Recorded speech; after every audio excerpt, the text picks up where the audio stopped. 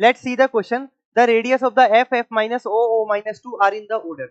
यानी यहाँ पे भी हमें जो कंसेप्ट यूज करना है वो कंसेप्ट क्या हो जाएगा हमारा, एटॉमिक रेडियस का कंसेप्ट यहाँ पे यूज होगा। ठीक है, इसकी रेडियस जरा देखो। सबसे पहले तो एफ और एफ माइनस आप जानते हो कि जितना ज्यादा नेगेटिव चार्ज होगा उसकी रेडियस उतनी ज्यादा होगी।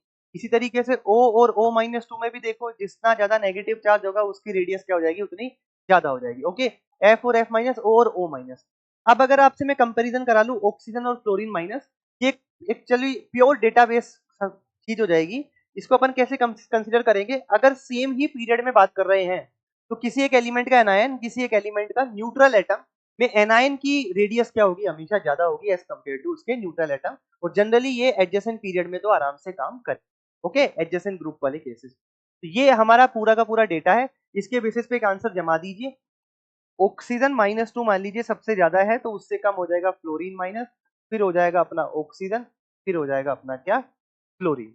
ओके, तो ओ माइनस टू सबसे ज्यादा कहाँ दिया है, यहाँ पर दिया है, यहाँ पर दिया है, यहाँ पर दिया है। ठीक है, एफ से एफ माइनस ज्यादा, एफ से एफ माइनस ज्यादा, एफ से एफ माइनस ज्यादा, ये भी ठीक है। ठीक है, ओ से ओ माइनस टू, ओ से ओ माइनस टू और ओ से ओ माइनस टू, ये भी ठीक है।